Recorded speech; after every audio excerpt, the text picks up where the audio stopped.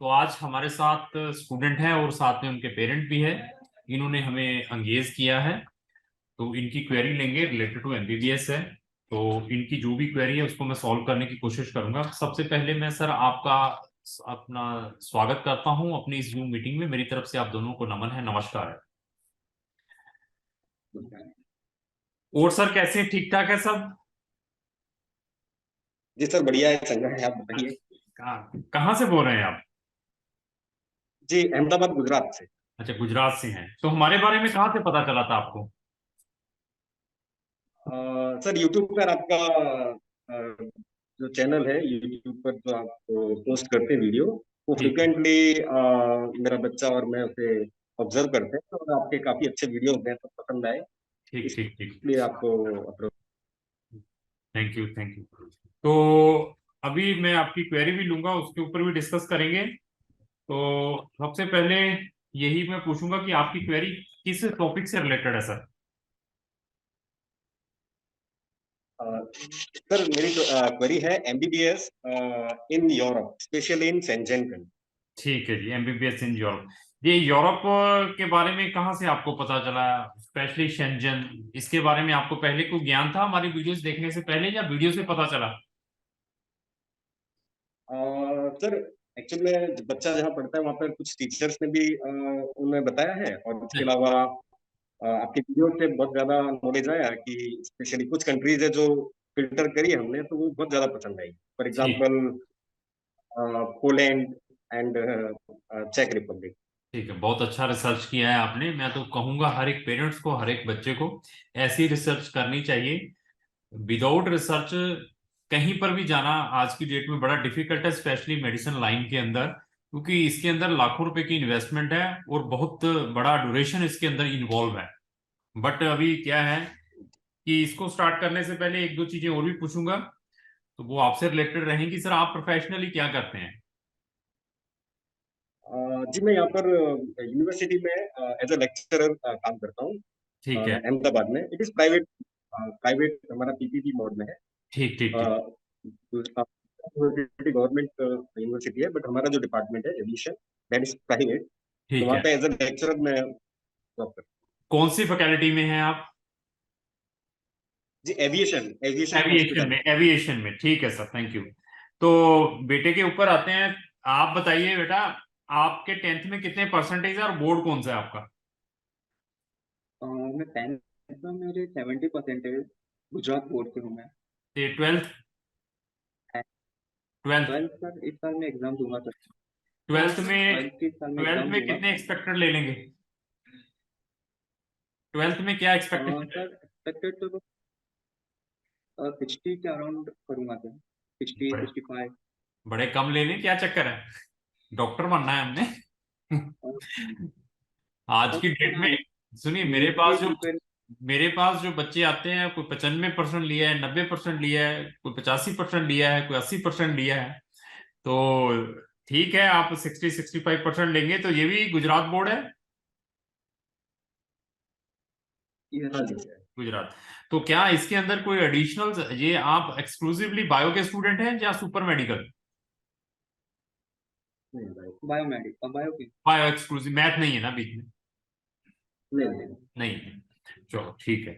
अभी आ जाते हैं आपके बजट के ऊपर सर। बजट साल का क्या है, फीस का? सर, ईयरली बजट है मेरा 10 to 12 लाख। वेरी गुड, बहुत अच्छा बजट रखा है आपने। आपने कैसे जज कर लिया कि चेक रिपब्लिक अच्छा है, पोलैंड बहुत अच्छा है? हाउ यू जज इट? मतलब आपकी भी थोड़ी रिसर्च देखनी चाहिए। पता क्या है, वीडियोस बनाने वाले यूट्यूबर्स बहुत सारे हैं, हर एक चीज को इस वे से एक्सप्लेन करेंगे।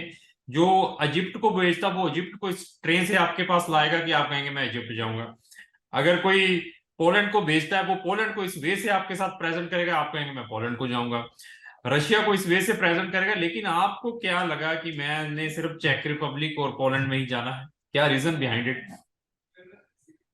जी सर, पहले तो पोलैंड में जो यूनिवर्सिटीज है, अप्रोक्स 10 to 12 यूनिवर्सिटीज की जो गवर्नमेंट यूनिवर्सिटी है, लाइक क्राको, जिडान, सिलेसिया, रोकड़ो, वॉर्सो। तो ये यूनिवर्सिटी, तो उनका हमने वीडियोस भी देखा, उनका रिसर्च भी किया, तो काफी अच्छे पसंद आए उनको। ठीक ठीक ठीक। उनका भी अच्छा लगा।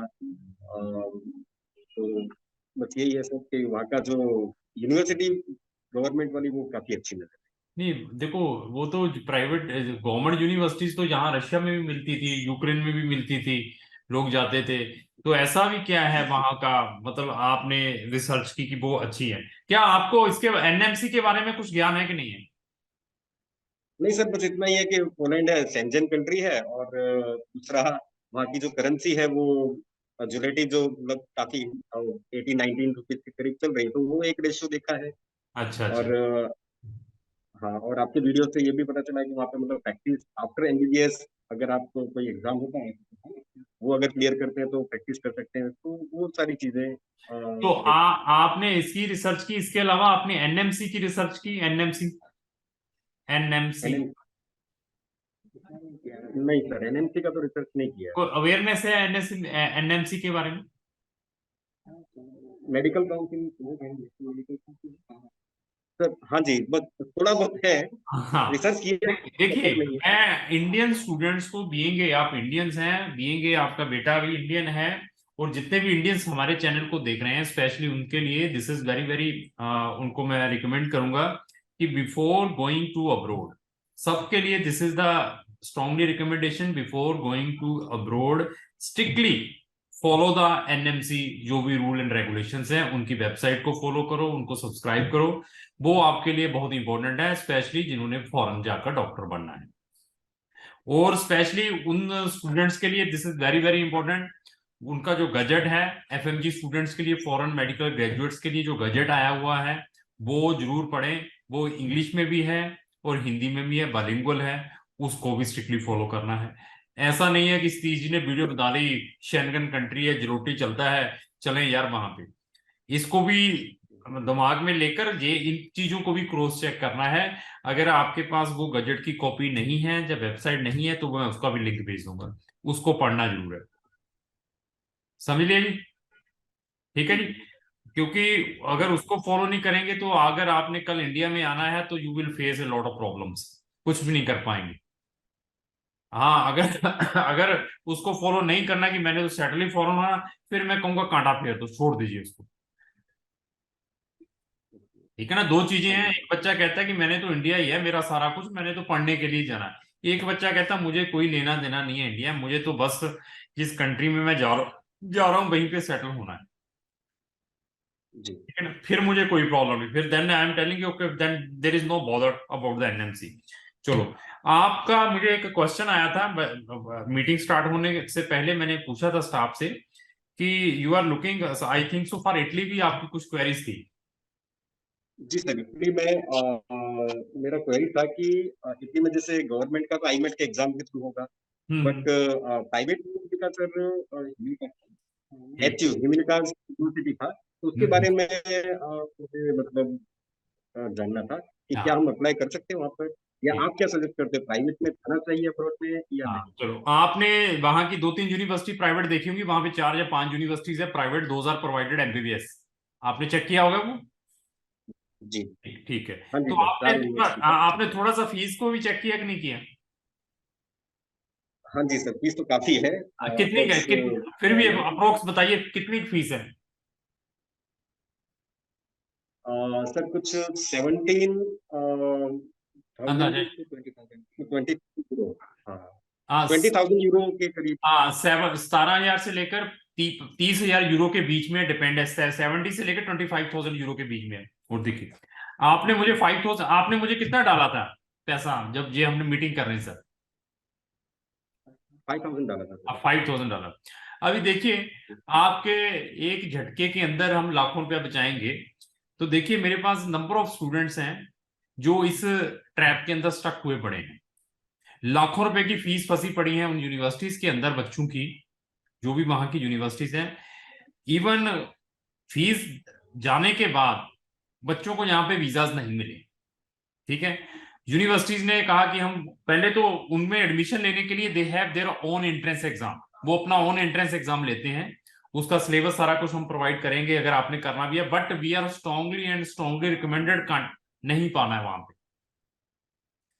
The problem I will tell, the यहाँ पर इतनी फीस देने के बावजूद भी मुझे वीजा ना मिले तो उस कंट्री में क्यों जाना? जी और आप you are not a single parent, जैसे आप बड़े अच्छा लगा आपको पढ़ के, यार इतना कुछ बढ़िया लिखा है वहां पर, इतनी वो फीचर्स लिखी हुई हैं, आपको अच्छा लगा, मैं अफोर्ड भी कर सकता हूँ। आप जैसे पेरेंट्स ने पैसे भी वहां पर फंसा लिए और वीजे नहीं मिले। इवन उसके बाद क्लासेस स्टार्ट होगी, फीसें भी उनकी बीच में खत्म। अच्छा अभी 5,000 में लाखों रुपया बचा है, दिस इज द फैक्ट।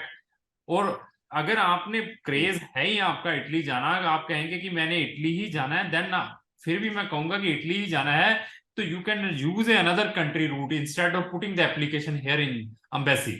और इवन, और इसके अलावा लोगों ने जब फीसें भेज दी, जहां 35 लाख रुपया दिखाना पड़ता है बैंक के अंदर जब आपने वीजा लेना है, फीस के अपार्ट फ्रॉम फीस, वो बच्चों के वो नहीं अरेंज हो पाया। और बच्चे, ऐसे कई कंप्लेंट्स हैं मेरे पास, इटली की स्पेशली।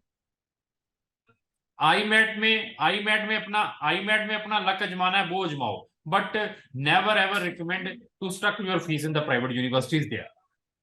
हाँ, फिर भी आप क्रेजी हैं, मैंने जाना ही जाना है, देन आई विल टेल कि okay, if you want to go in Italy, तो then you will go to another country first. तो आप शेंगन की किसी अनदर कंट्रीज में चले जाओ एज ए स्टूडेंट, चेक रिपब्लिक में चले जाओ, हंगरी में चले जाओ, जो मैं कंट्रीज आपको रिकमेंड करूंगा। वहां पर एक साल पढ़ने के बाद आपको लगता है कि मैंने जाना है उस यूनिवर्सिटी में, उनसे डिस्कस करके you can take the admission there. फिर वीजा का लफड़ा नहीं है, आप अगर अफोर्ड कर। लेकिन from India we are strongly recommended, do not apply there. Hello.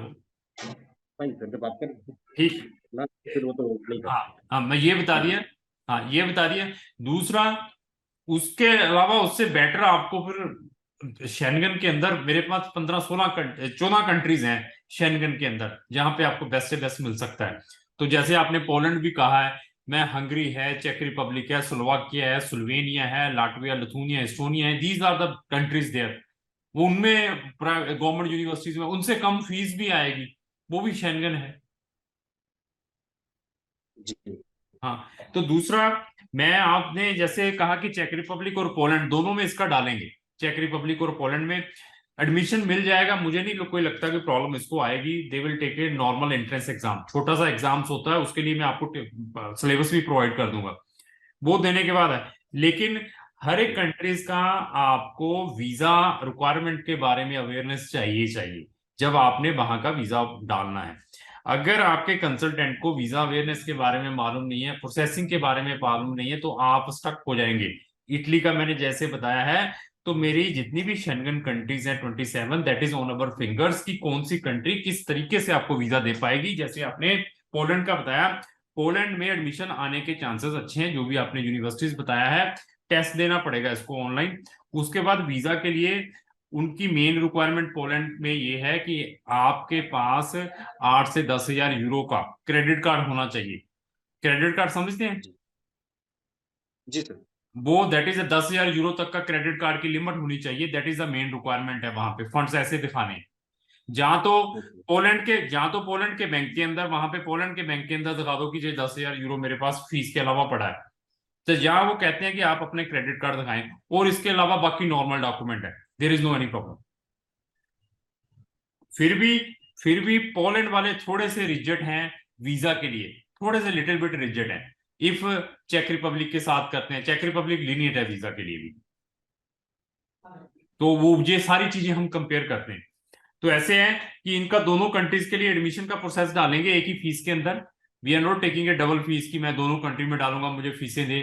और हमारा ये ग्रंटेड चैलेंज है, इस वीडियो के अंदर भी मैं बता देता हूँ सबको, जो भी और भी हमारे वीडियोस देख रहे हैं, हमारी ग्रंटेड जो प्रोसेसिंग फीस है वो कंपेरेटिवली सब कंसल्टेंटों से कम रहेगी, शेंगन की जितने भी डाल रहे हैं।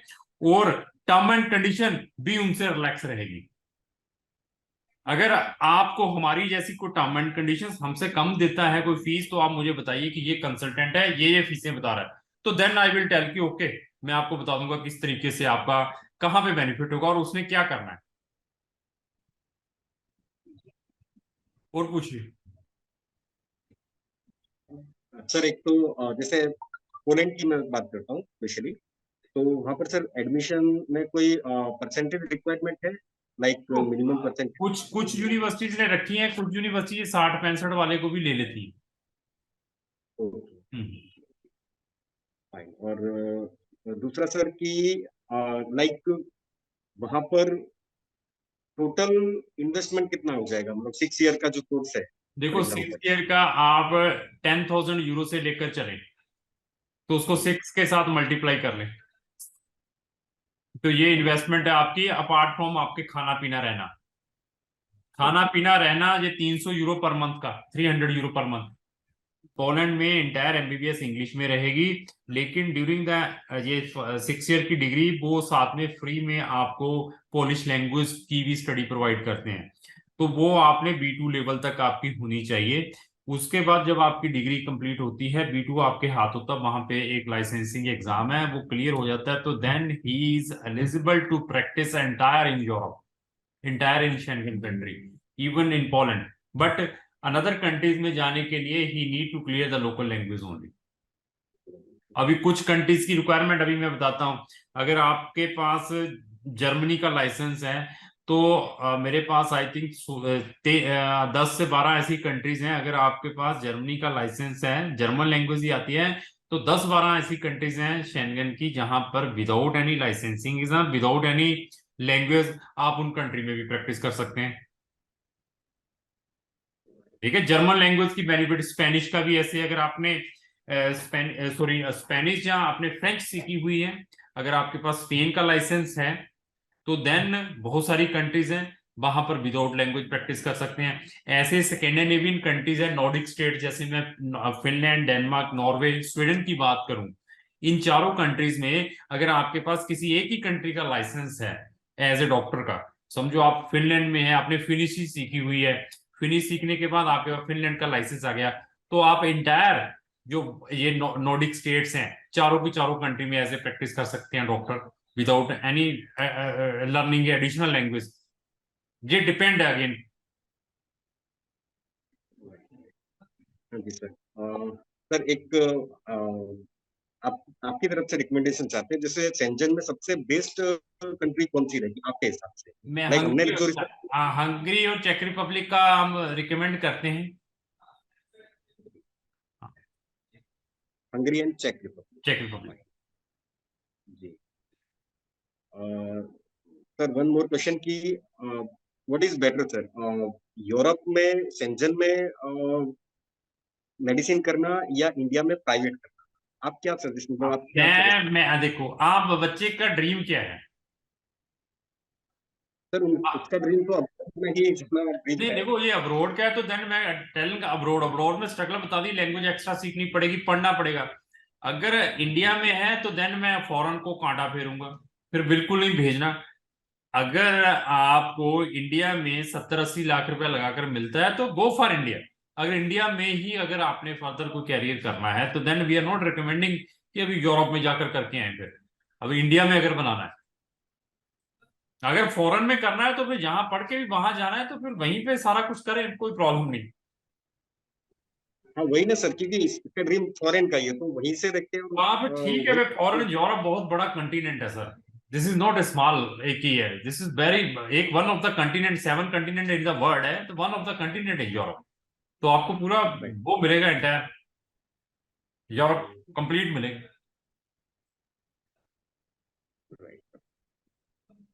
बाकी स्ट्रगल है सर, इजी नहीं है, ऐसा नहीं पढ़ना पड़ेगा जैसे 12th कर रहा है कहता 60%, 65%।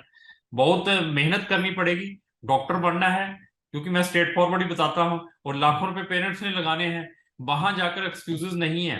बहुत सारे बच्चे ड्रॉप कर देते हैं मेडिसिन की डिग्री को, मेरे पास ऐसी भी कंप्लेंट्स हैं। बहुत सारे पेरेंट्स को फाइनेंशियल प्रॉब्लम्स आ जाती हैं आफ्टर 1 और 2 ईयर्स के बाद। बहुत सारे बच्चे वहां पर जाकर बिगड़ भी जाते हैं। ये सारा माइंड में लेकर चलना है।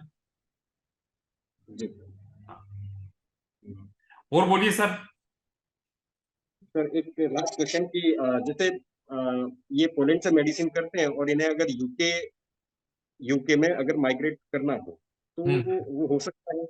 माइग्रेशन इसके लिए कंपेरेटिवली बाकी कंट्री से इजी है। उनमें कुछ पीलैब के कुछ चीजें एग्जम्पशंस हैं इनके लिए, जिन्होंने ईयू से मेडिसिन की डिग्री की होती है। ठीक है, लेकिन आईएलटीएस मैंडेटरी है, आईएलटीएस मैंडेटरी है, इसके लिए 7 बैंड अप्रोक्स लेने पड़ेंगे।